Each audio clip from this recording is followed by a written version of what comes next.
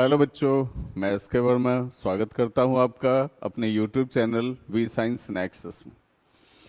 और आज बेटा हम लोग ग्राफिकल रिप्रेजेंटेशन ऑफ मोशन की बात कर रहे हैं।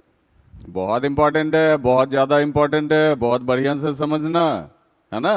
क्योंकि जनरली बच्चे इस सब कंडीशन में, इस सब प्रॉब्लम में, इस सब कॉन्सेप्ट में बहुत फंसते हैं। जब भी क्वेश्चंस आते हैं ना पेपर में, एग्जाम में, तो फिर बच्चे नहीं बना पाते हैं उसको।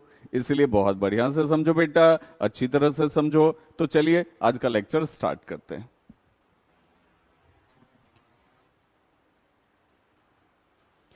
देखो बेटा, है क्या कि सबसे पहले आपके एनसीईआरटी ने बताया है डिस्टेंस टाइम ग्राफ। ठीक है, तो आप क्या करो, ये एक्स एक्सिस हो गया, ये वाई एक्सिस हो गया, ये ओरिजिन हो गया, यहां आप डिस्टेंस दिखा दो वाई वाले पर और यहां आप टाइम दिखा दो। ठीक है, और फिर आप ये बीच से एक लाइन गुजरता हुआ देख रहे हो क्या? ये लाइन गुजरता हुआ देख रहे हो क्या? इसको कहा जाता है बेटा स्लोप। क्या कहा जाता है इसको? स्लोप कहा जाता है। ठीक है, और स्लोप होता क्या है? बहुत बहुत बड़ी कोई बात नहीं है। यहां जो क्वांटिटी रखी है डिवाइडेड बाय दिस क्वांटिटी, तो डिस्टेंस बाय टाइम, मतलब इस स्लोप का वैल्यू हो गया क्या? स्पीड। है ना बेटा? डिस्टेंस बाय टाइम, आप इसका जो है स्लोप ड्राउ कर लो। ठीक है, और यहां डिवाइड कर लो डिस्टेंस बाय टाइम, तो ये स्लोप क्या दे रहा है? इसका स्पीड दे रहा है बेटा, है ना। तो स्लोप का नाम हो गया स्पीड। ठीक है, तो इस तरह से हम लोग जो है ड्राउ कर लेते हैं, इस तरह से रिप्रेजेंट कर लेते हैं। अब देखो एनसीईआरटी कह क्या रही है यहां पर। यहां देखो, ये वाई एक्सिस है और यहां डिस्टेंस दिखाया गया है। बॉडी 0 से शुरू कर रही है, 10 किलोमीटर पर जाती है, 20 किलोमीटर पर, 30 किलोमीटर पर, 40 किलोमीटर पर। अब कहोगे सर 40 से आगे क्यों नहीं है, या हम यहीं तक क्यों स्टडी करेंगे? बेटा तुम्हारा स्लोप जो जा रहा है उसका अगर लेवल इधर से डिस्टेंस से माप के देखोगे तो ये कहां तक दिखा रहा है? 40 किलोमीटर तक दिखा रहा है, तो आप 40 तक ही चलोगे। ठीक है, अगले नंबर में चले आओ, यहां भी नीचे भी आ जाओ, टाइम भी माप के देख लो। 20 मिनट, 40 मिनट, 60 मिनट, 60 मिनट तक आया है, इसलिए ग्राफ का लेवल वहां तक दिया हुआ है। ठीक है, अब कहोगे सर टाइम तो यही है ना, यहां एक है, एक यहां दे दिया है, एक यहां दे दिया है, फिर क्या करें? ठीक है, फिर ग्राफ के हिसाब से आप देख लो ना बेटा। ठीक है, आप आराम से यहां तक देख लो, कहां से कहां तक समय दिया हुआ है। ठीक है, जैसे यहां टाइम 40 है, यहां 60 है। ठीक है, तो T1 और T2 दिया हुआ है। ठीक है, ग्राफ थोड़ा सा स्लाइड कर गया है शायद। ठीक है, तो यहां से यहां तक आप 40 to 60 ही मान के देखो ना, 20 मिनट टाइम इंटरवल है। या ग्राफ के हिसाब से आप कैलकुलेट करोगे तो कैलकुलेट कर सकते हो। इसके बीच में कितना जो है, कितना ये बॉक्स बना हुआ है? 1 2 3 4 5 6 7 8 9 10। ओके, तो 20 मिनट को 10 पार्ट में बांट लो आप, 2 2 मिनट हो गया।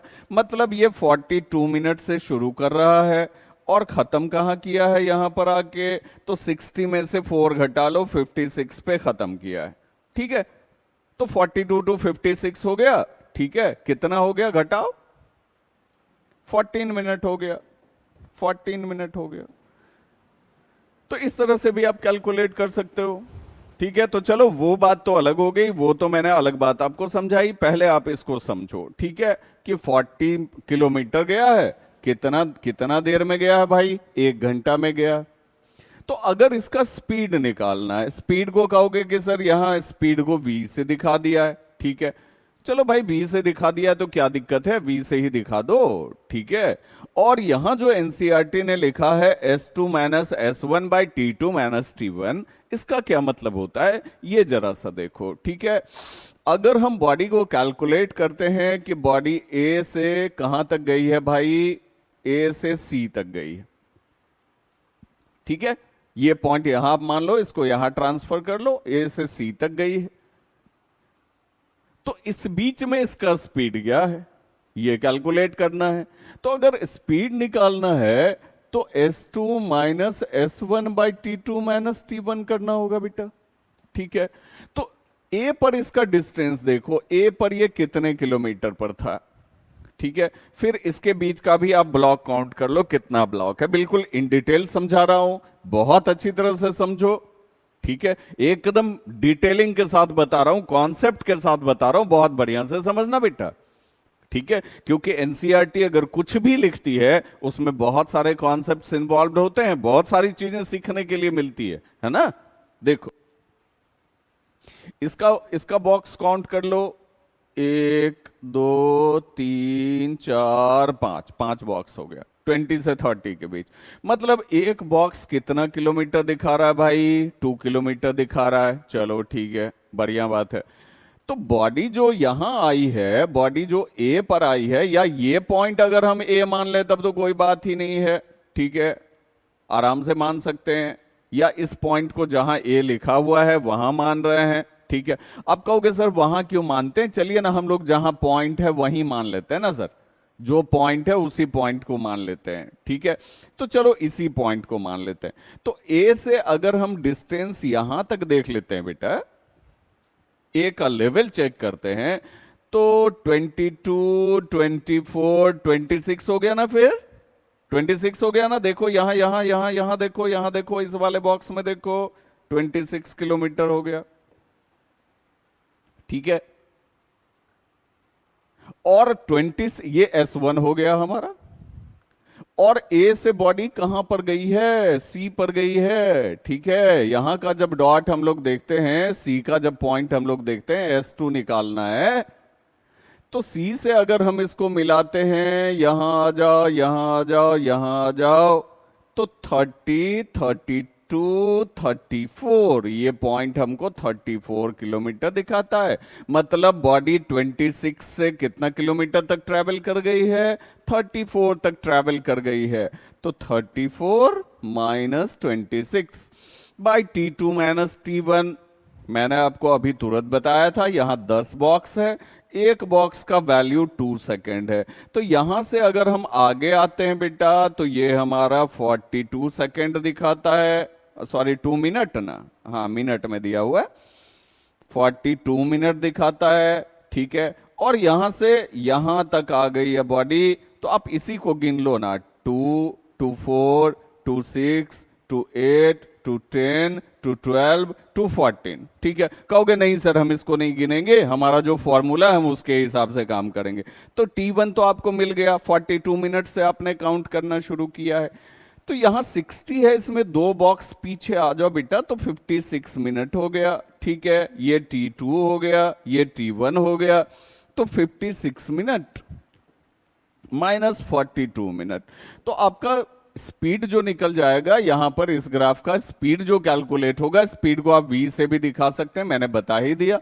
तो 34 माइनस 26 ये 8 किलोमीटर हो गया भाई, और 56 माइनस 42 ये 14 मिनट हो गया। अब कहोगे सर ये तो सॉल्व नहीं होगा, चूंकि किलोमीटर डिस्टेंस किलोमीटर में है और टाइम मिनट में दिया हुआ है। तो बेटा ऐसा करो ना, इसको आवर में आप कन्वर्ट कर लो ना, 14/60 आवर में कन्वर्ट कर लो ना, फिर आप इसको सॉल्व कर लो। तो इस तरह से इसका जो है, इसका आपका स्पीड कैलकुलेट हो जाता है, समझ रहे हैं।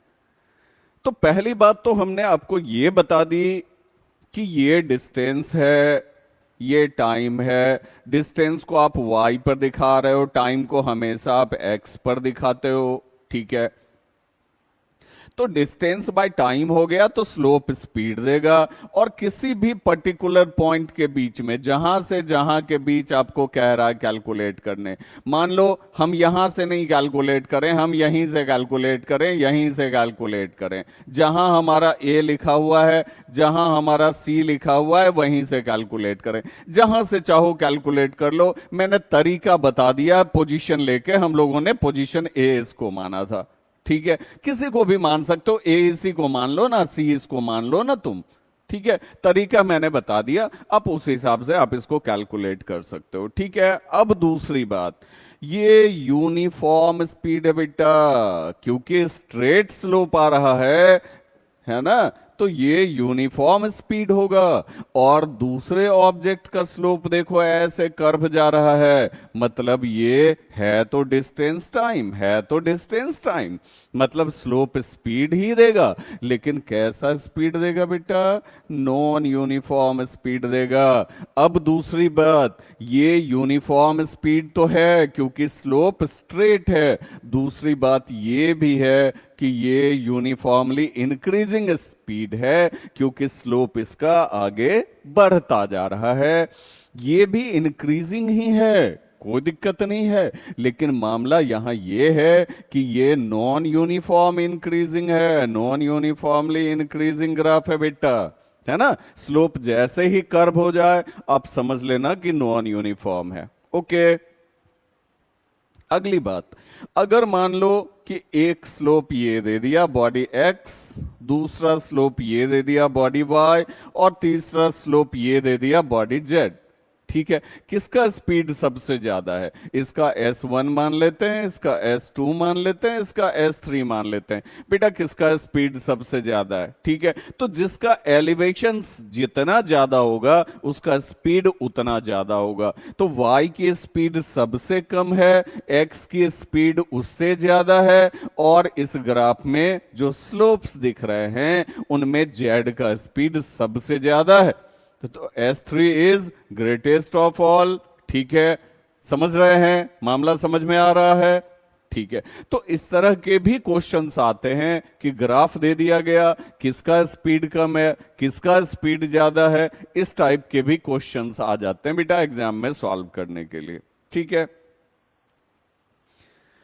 चलो अगले नंबर में चलते हैं, अगले ग्राफ में चलते हैं। ठीक है, एक दो चीज मैं आपको और बता देना चाहूंगा कि अगर यहां डिस्टेंस है और यहां टाइम है तो स्लोप क्या दे देगा बेटा? बताया मैंने अभी तुरंत आपको, डिस्टेंस बाय टाइम, स्पीड हो गया।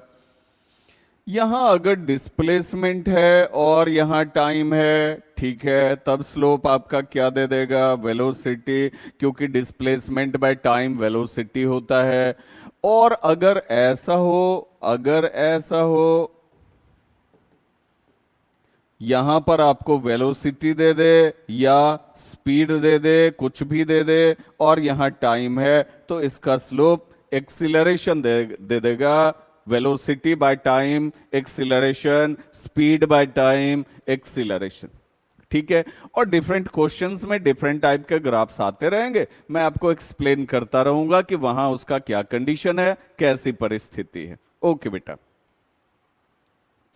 अब यहां देखना, वेलोसिटी टाइम ग्राफ देखना है। अभी मैंने तुरंत बताया कि वेलोसिटी टाइम का स्लोप क्या देगा? एक्सीलरेशन देता है ना।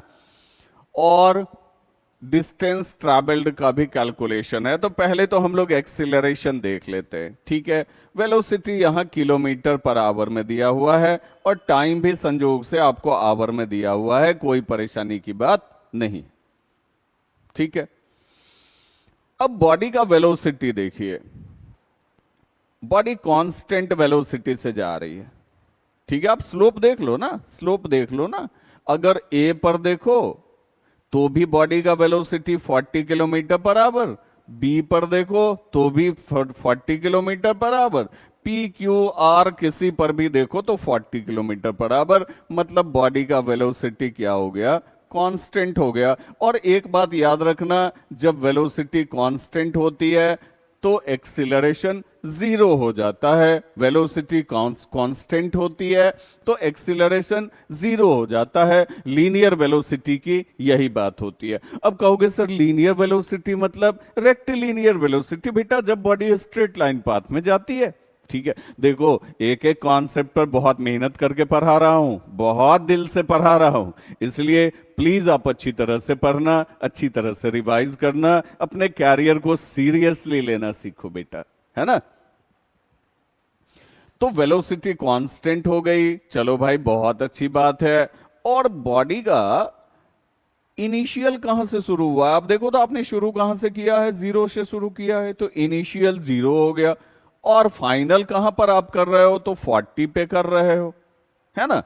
ग्राफ इसका जो निकला है, आपने ये जो एरिया की बात की है कि यहां से यहां तक एरिया निकालना है, ए से बी तक इसका एरिया कैलकुलेट करना है, ठीक है। या मान लो यहीं से कहीं से भी कैलकुलेट करो वीटी ग्राफ में, ठीक है। अगर आपको बॉडी का डिस्टेंस, आपने यू और वी तो देख लिया ना, अगर बॉडी का डिस्टेंस कैलकुलेट करना है या डिस्प्लेसमेंट कैलकुलेट करना है, जहां से जहां तक कैलकुलेट करना है, आप उसका एरिया निकाल लो। एरिया निकाल लो तो उसका डिस्टेंस आपको कैलकुलेट हो जाएगा। मान लो ए से बी तक बॉडी कांस्टेंट वेलोसिटी से जा रही है, दिया हुआ है, ए से बी तक जा रही है, वो भी दिया हुआ है, ठीक है। अब इसका जो है, इसका निकालना है कि बॉडी ने कितना डिस्टेंस ट्रैवल किया, ठीक है। तो ए का भी लेवल डाउन कर लिया, बी का भी लेवल डाउन कर लिया, इसका ग्राफ हम लोगों ने देख लिया कि कैसा आ रहा है, ठीक है। तो रेक्टेंगुलर आ रहा है भाई, ठीक है। अब जो है, अब रेक्टेंगुलर आ रहा है कि स्क्वायर आ रहा है, उस हिसाब से देखते हैं। अच्छा, यहां दिया हुआ है distance travelled by the car in T2 minus T1। अच्छा, T2 माइनस T1 इसका डिस्टेंस दिया हुआ है। आप AC इंटू CD कर दो, रेक्टेंगल है क्या, AC इंटू CD कर दो, L इंटू B कर दो, AC का वैल्यू रख दो, उसके बाद CD का भी वैल्यू रख दो। तो AC का वैल्यू कितना है, 0 से कहां तक है, 40 तक है, ले लो, ठीक है। और टाइम का वैल्यू T2 माइनस T1 कर लो। अब ये आप खुद से कैलकुलेट कर लो, है ना। एनसीईआरटी है ना, बहुत सारी चीजें आप पर छोड़ देती है, ठीक है। कि भैया मैंने डिस्टेंस आपको, वेलोसिटी आपको बता दिया, अगर आपको डिस्टेंस कैलकुलेट करना है कर लो, दम है तो करो, ठीक है। तो आप एरिया निकाल लो, उसका डिस्टेंस कैलकुलेट हो जाएगा। और टाइम भी मैंने आपको अभी ग्राफ में कैलकुलेट करना सिखा दिया था, फिर से देख ले बेटा, ठीक है। यहां जब हम लोग आ रहे हैं टाइम में, तो पहली बात तो टाइम आवर में दिया हुआ है, 1 2 3 4 5 6 7 बॉक्स दिए हुए हैं। अब लो भैया, है ना। 1 घंटे के बीच में 6 देता तो बढ़िया रहता, 10 मिनट मान लेते, ठीक है। 7 दे दिया, ये तो बहुत बड़ा झमेला है भाई, लेकिन फिर भी सॉल्व तो करना है बेटा, ठीक है। तो 1 2 3 4 5 6 7, हाँ फिर से गिन लिया हम लोगों ने, 7 जो है डिविजन्स दिया हुआ है बीच में, मतलब 1/7 आवर का कैलकुलेशन है, ठीक है। या आप 60/7 मिनट मान सकते हो एक को, ठीक है। इसीलिए तो एनसीईआरटी ने छोड़ दिया, 60/7 मिनट एक बॉक्स मान सकते हो। अब 1 घंटा प्लस 1/7 प्लस 1/7, ठीक है, इतना आवर से शुरू करता है। और संजोग है कि चलो फाइनल टाइम आपको T2 4 आवर दिया हुआ है, बढ़िया बात, ठीक है। ये तो चलो T2 दिया हुआ है, T1 क्या दिया हुआ है, T1 आपको दिया हुआ है 1 घंटे के बाद 1/7 प्लस 1/7, ठीक है। इतना आवर आपको दिया हुआ है, इतना आवर से इसने शुरू किया, ठीक है, और 4 आवर पे जाके खत्म कर दिया, ठीक है। तो इस तरह से आप सोच सकते हो। तो यहां जो मैंने बातें बताई आपको, बहुत जरूरी बातें बताई कि ये वेलोसिटी है, ये टाइम है। वेलोसिटी टाइम का स्लोप एक्सीलरेशन देता है, जहां से बॉडी ने शुरू किया है वो इनिशियल वेलोसिटी है, जहां बॉडी खत्म कर रही है फाइनल वेलोसिटी है। बॉडी कांस्टेंट वेलोसिटी से रेक्टिलिनियर पाथ में जा रही है तो एक्सीलरेशन इसका 0 हो जाएगा, वेलोसिटी कांस्टेंट हो जाएगी तो एक्सीलरेशन 0 हो जाएगा। और जिस 2 पॉइंट के बीच आपको जो है डिस्टेंस कैलकुलेट करना है, उसका ग्राफ देख लो और ग्राफ का एरिया निकाल दो, आपको डिस्टेंस कैलकुलेट हो जाएगा। आई बात समझ में बेटा? तो ये सब कीजिएगा जरूर, खुद से करके देखिएगा, अच्छी तरह से करके देखिएगा। तो यदि आपको मेरे पढ़ाने का तरीका बहुत ज्यादा पसंद आ रहा हो तो निश्चित ही मेरे चैनल को सब्सक्राइब करें। लेक्चर्स को अपने दोस्तों के बीच में शेयर करना ना भूलें, है ना। और वीडियो लेक्चर्स को लाइक कर लें, बेल आइकन प्रेस कर लें, ये सब सारी चीजें करें, लेकिन पढ़ते रहें क्योंकि कैरियर के लिए जरूरी है। Best of luck, have a good day.